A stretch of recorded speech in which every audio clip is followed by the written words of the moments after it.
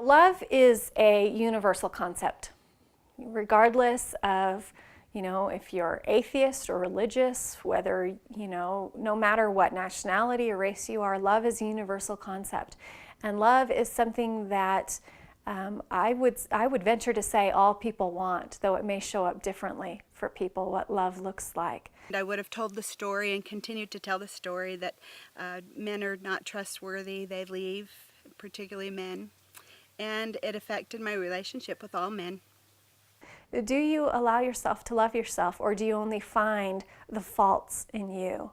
And if you only find the faults in you, what are you allowing other people to see in you?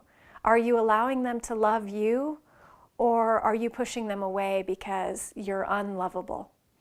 And if you have children, what are you teaching them? Are you teaching them that it's not okay to love themselves, that it's more important to be critical? When I walked out of the training, it instantly transformed my marriage. My marriage was on its last leg, and I walked out of the training and approached my wife with honor and respect and a willingness to embrace who she was, and a willingness to walk in her shoes for really the first time. And it just gave my marriage absolutely new legs. But if I have this hatred, or maybe it's not even as powerful as hatred, if I just have this belief of unworthiness, or this part of me isn't okay to be loved, then it keeps people from loving me as a whole, and it puts a wall up in our relationship.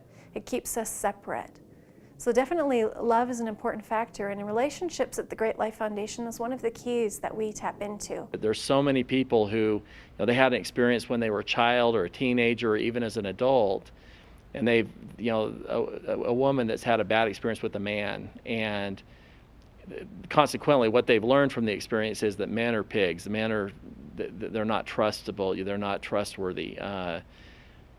And they go out and they treat men like they're not trustworthy, and what they keep experiencing over and over again is men that aren't trustworthy, and they make it so, and if they were dating someone and they got stuck in traffic, that person would see it as there's no way they got stuck in traffic. They're out cheating, they're doing this, they're lying to me, because that's their worldview. That's all they see. Pretty soon you're finding fault with this relationship and don't really know why, and you're finding yourself less attracted and are confused by it. And the belief is huge, but there are ways to clear the beliefs out, to number one, identify them, investigate them, and then also do some work to clear it out. Whether it's a personal relationship, a marriage, or a child, a parent, or a work associate, when it's a loving relationship, or when it's connected,